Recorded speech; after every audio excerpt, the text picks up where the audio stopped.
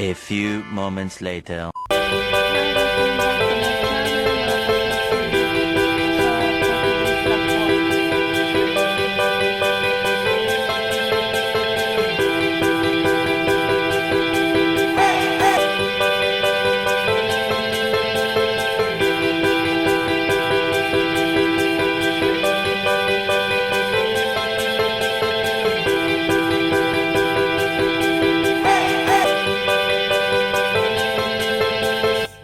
And then you mix it with the juice. Okay, mga ka-sexy, let's leave it for a while and see what's gonna happen later. One eternity later. Yes, hello! Welcome back to my channel, mga ka-sexy and tekya dyan around the world, mga kababayan natin kung saan sulok ng mundo. O, diba? Natulala na naman ako. Ano na? So, mga ka-sexy, ang gagawin nating vlog for today is experiment. This is experiment for me kasi this is new to me. Kung nakakaalam dyan sa mga nakakaalam sa basil seeds for the health and good for the diet. So, nakita ko sa isang kasama ko sa trabaho. So, gusto ko siyang i-try kung anong mangyayari.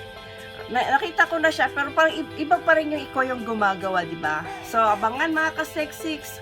I hope you enjoy watching, and please mga ka-sexy, isa lang po pakiusap ko. Please don't forget to like, share, and subscribe to my channel. 12 seconds later.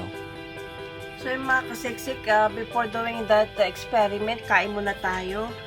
Ang ulam ko ngayon ay lumpia. So, ito yung ginawa ko. So, ngayon ko lang siya nakuna ng video.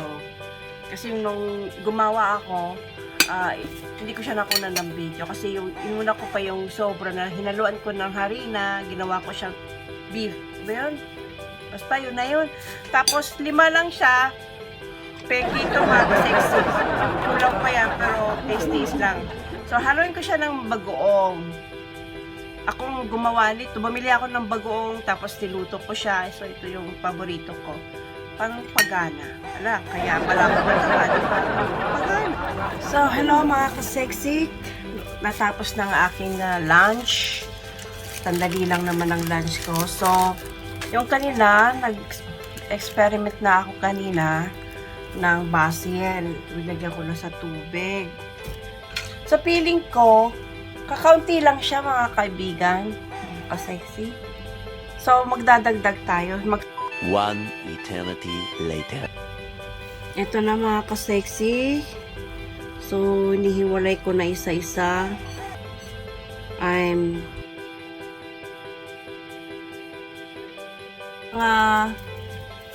Natanggal na. Ayan yung gawa kong juice. Lemon juice with basil seed.